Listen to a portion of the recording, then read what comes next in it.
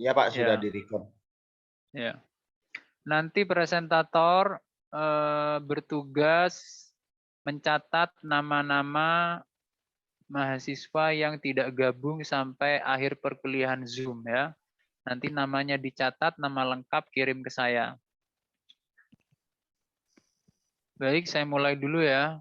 Assalamualaikum warahmatullahi wabarakatuh.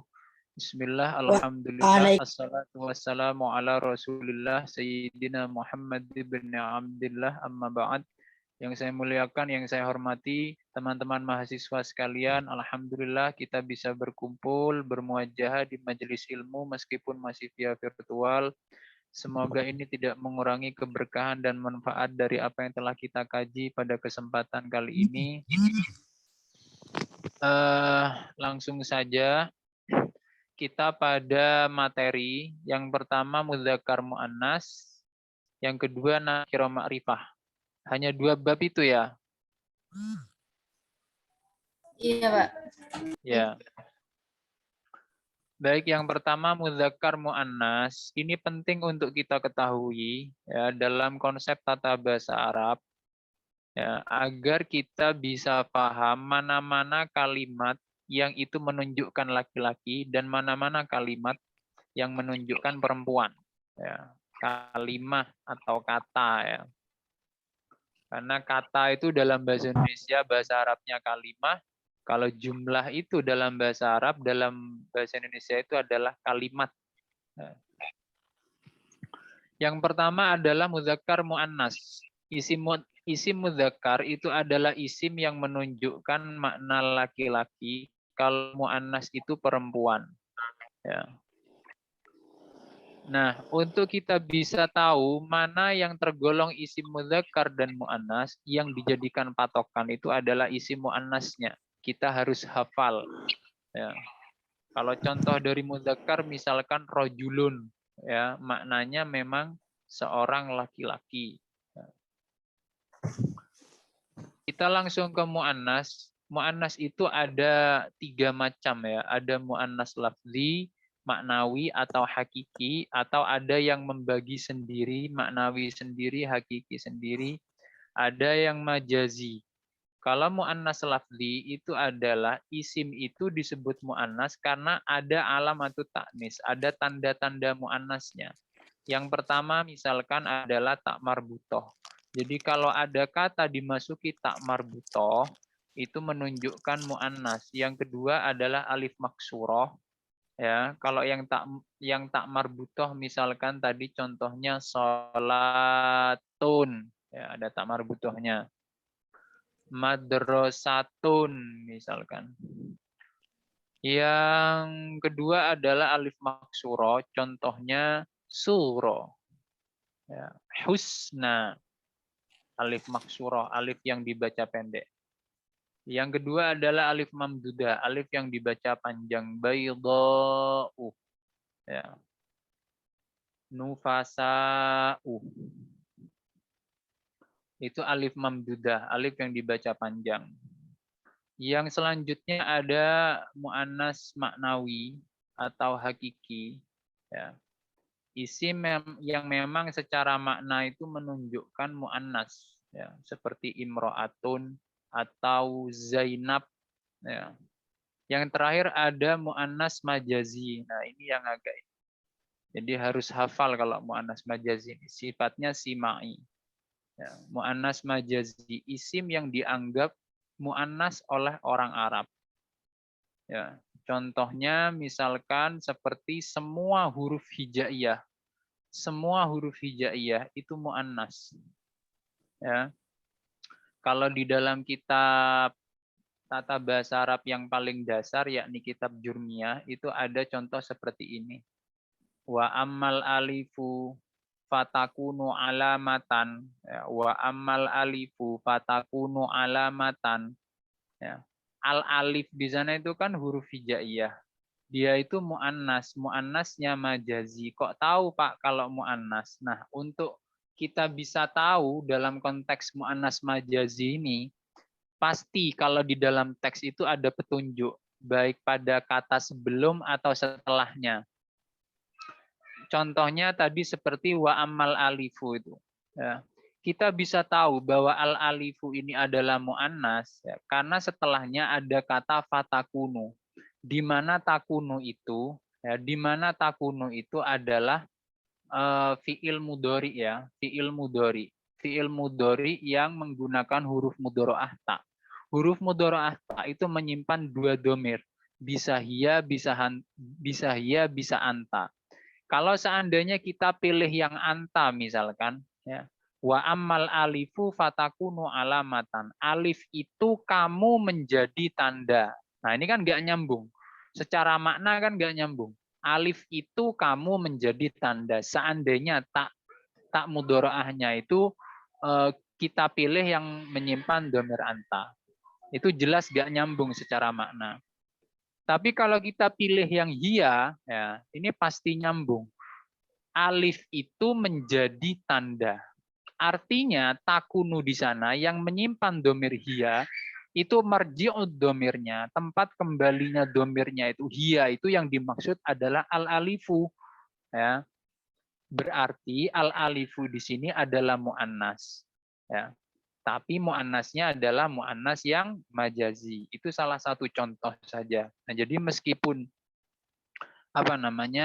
mu'annas majazi itu tidak ada patokan tertentu, nah, jadi memang kita harus hafal ya mana-mana isim yang memang dianggap mu'annas oleh orang Arab, tapi dalam teks itu pasti ada petunjuk baik di kata sebelum atau setelahnya. Itu terkait dengan mudzakkar mu'annas. Yang selanjutnya adalah nakiroh dan ma'rifah. Nakiroh itu adalah isim yang maknanya masih bersifat umum. Kalau ma'rifah sudah bersifat khusus atau tertuju pada objek tertentu. Contoh misalkan ya, seperti ja'a rojulun ya, dengan ja'a ar-rojulu ya. Rojul sama ar-rojulu, rojulun sama ar-rojulu itu sama-sama bermakna laki-laki, sama-sama bermakna seorang laki-laki. Akan tetapi yang satunya itu bentuknya nakiroh, rojulun, ya.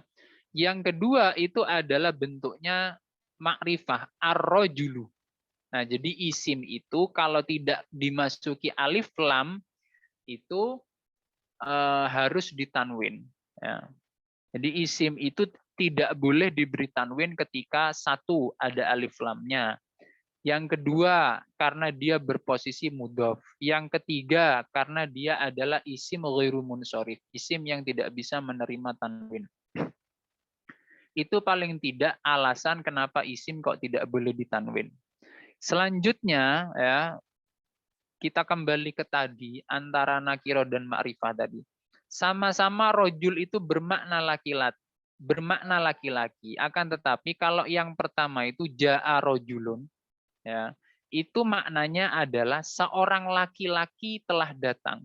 Laki-laki yang mana? Nggak tahu, pokoknya laki-laki. Ya. Berbeda dengan ja'a ar-rajulu. Ya. Laki-laki itu telah datang. Sudah tertuju pada objek tertentu. Laki-laki itu telah datang. Ya.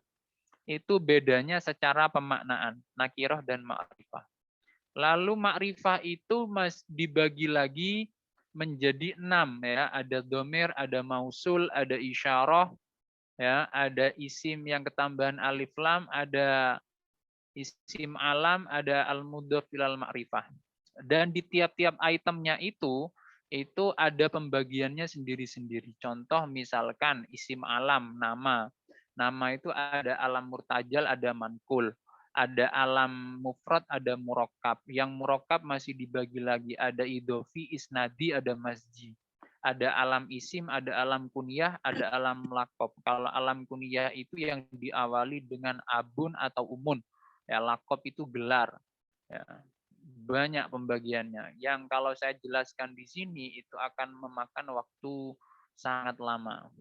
Nanti dilanjut ditanya jawab saja. Lalu selanjutnya saya akan masuk pada hadis ya. Hadis ke-7 ya. hadis ke-7. Hadis ini ya, hadis ini adalah membahas tentang ad-dinu an-nasihatu. Ya.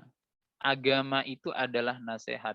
An Abi Ruqayyah Tamim ibni Ausin ad-Dari radhiyallahu taala anhu. Radhiyallahu taala anhu itu adalah kalimat sisipan kalau bahasa kita. Kalau istilah Arabnya itu jumlah i'tiradiyah. An Abi Ruqayyah. Ya. Jadi Ruqayyah ini apa namanya termasuk muannas ya. Annan Nabiyya sallallahu alaihi wasallam qol ad-dinu itu mudzakkar, an-nasihatu ya nasihah itu muannas. Qulna liman, agama itu nasihat. Qulna kami berkata, liman bagi siapa ya Rasulullah?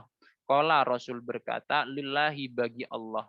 Wali kitabihi dan bagi kitabnya Allah, wali rasulihi dan bagi utusannya Allah, wali a'immatil muslimina dan bagi para pemimpin muslim ya, wa ammatihim ya, dan bagi umat Islam pada umumnya. Nah,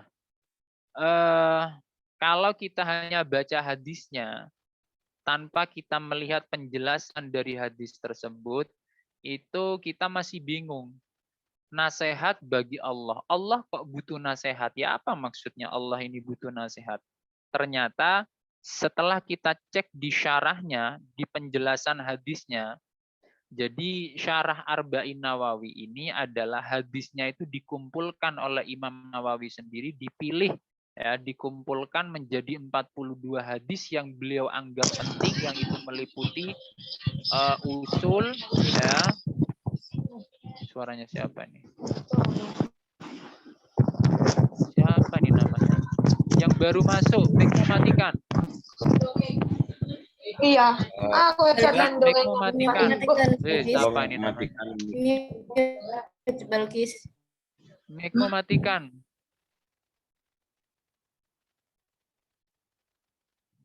Dikasih nama yang benar lah, biar manggilnya itu enak. Siapa itu yang baru masuk? Itu Faisal. Halo Faisal. Balkis, Pak. Namanya Balkis. Dikasih nama yang lengkap biar kalau ada itu enak.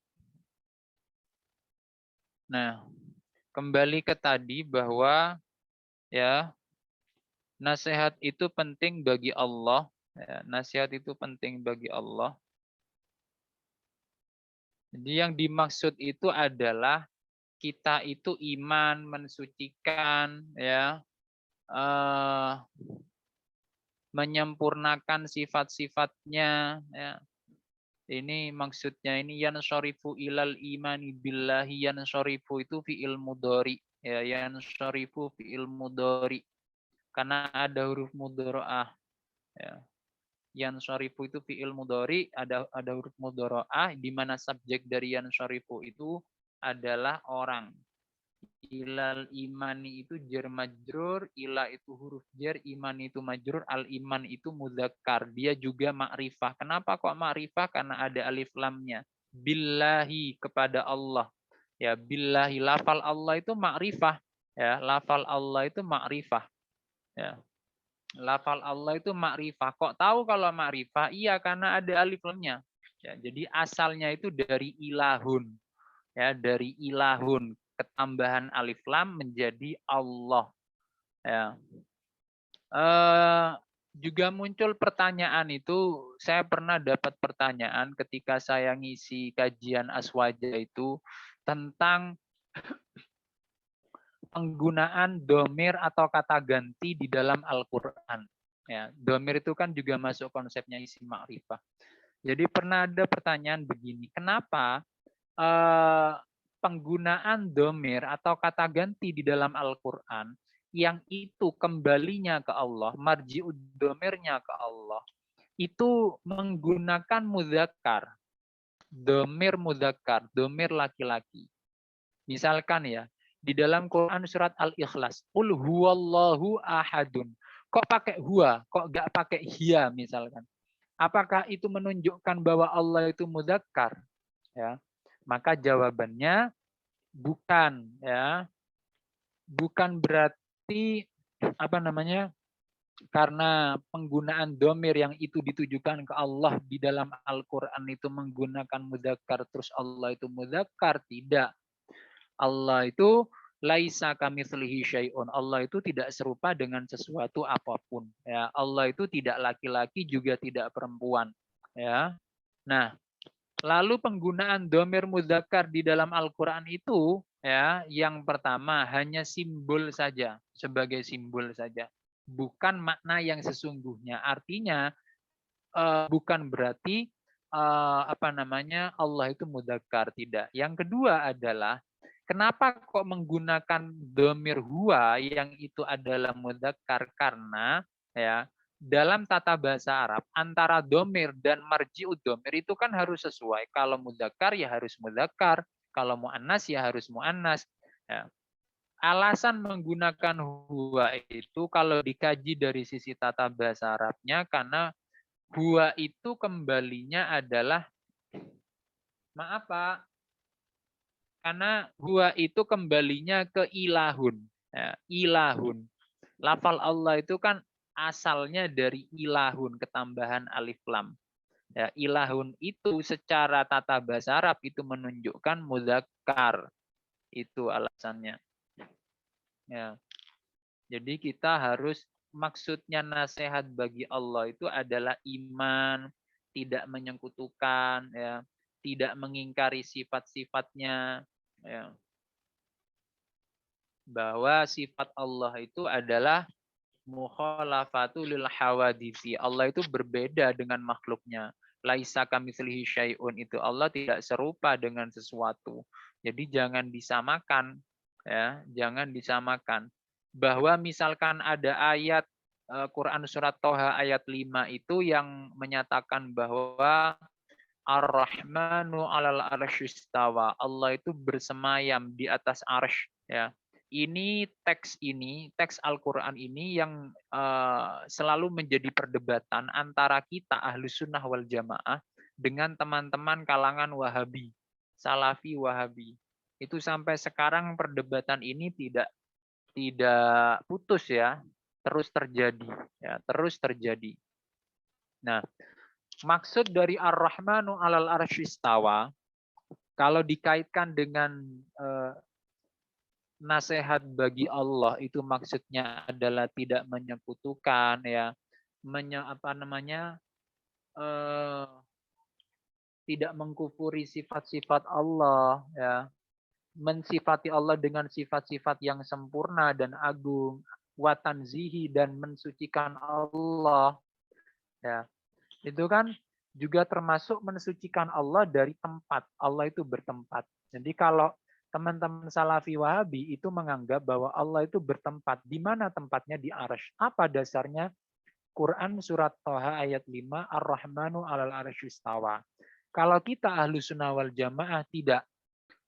Keyakinan i'tiqad kita Ahlus Sunnah wal Jamaah itu adalah Allah itu tidak berarah dan tidak bertempat. Allah itu tidak diliputi arah dan tempat. Berbeda dengan makhluk. Dasar kita adalah ayat muhkamat. Ayat muhkam, yakni laisa kamitslihi syai'un. Kalau Allah itu bertempat berarti sama dengan makhluknya. Kalau Allah itu bertempat sebelum adanya tempat, Allah itu di mana? Kan seperti itu pertanyaannya.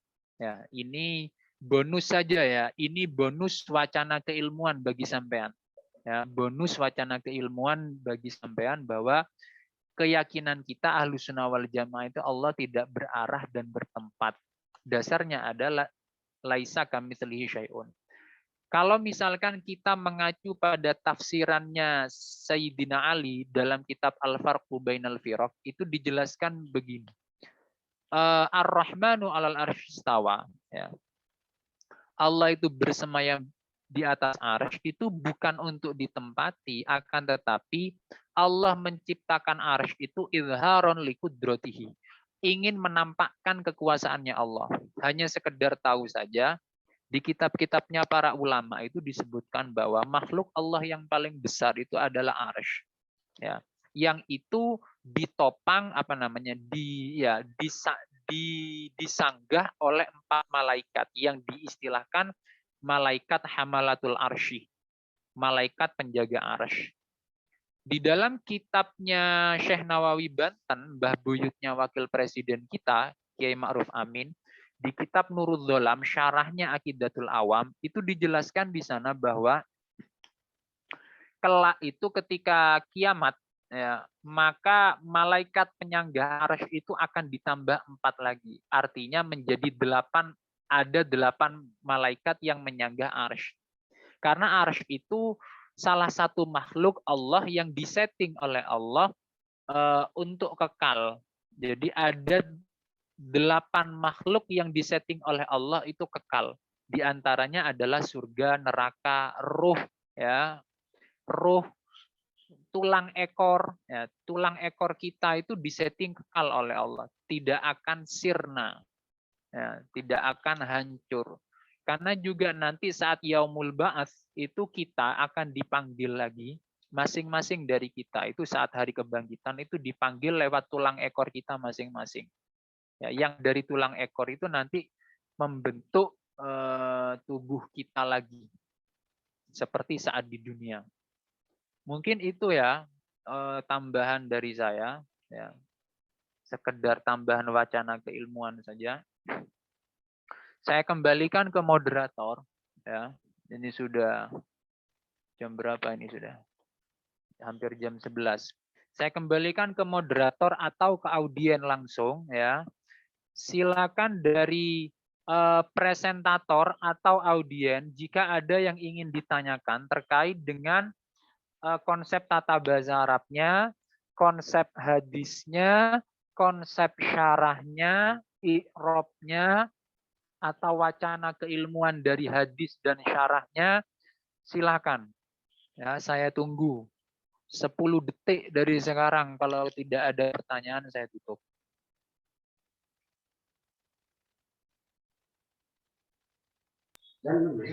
Baik Pak, terima kasih.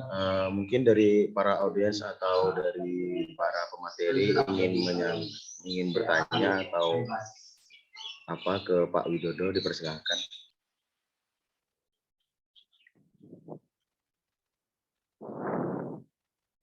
Oh, paham semua ini Mas Faisal sepertinya. Alhamdulillah paham semua. Pinter-pinter kelas ini berarti. Ya, yang penting ya, apa namanya? Kalau dari sisi nilai ya seperti kelompok, ini kelompok berapa Faisal? Kelompok 5, Pak. Ya. Seperti kelompok 5 ini sudah aman secara nilai, ya. Secara nilai sudah aman. Secara nilai sudah aman karena mengumpulkan tepat waktu dan sesuai tugas, ya. Sesuai tugas, secara nilai aman.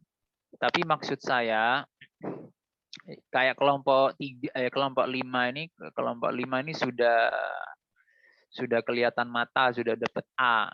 Ya. Tapi maksud saya kalau bisa ditambah, jangan hanya puas di nilai. Kalau bisa ilmunya juga nambah, jangan hanya nilai. Ya. Caranya gimana? Caranya biar sampean bisa dapat ilmu di perkuliahan ini. Jadi apa yang menjadi tugas itu dikerjakan.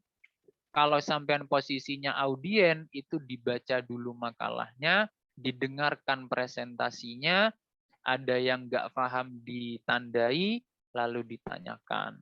Jadi bukan hanya nilai gitu loh.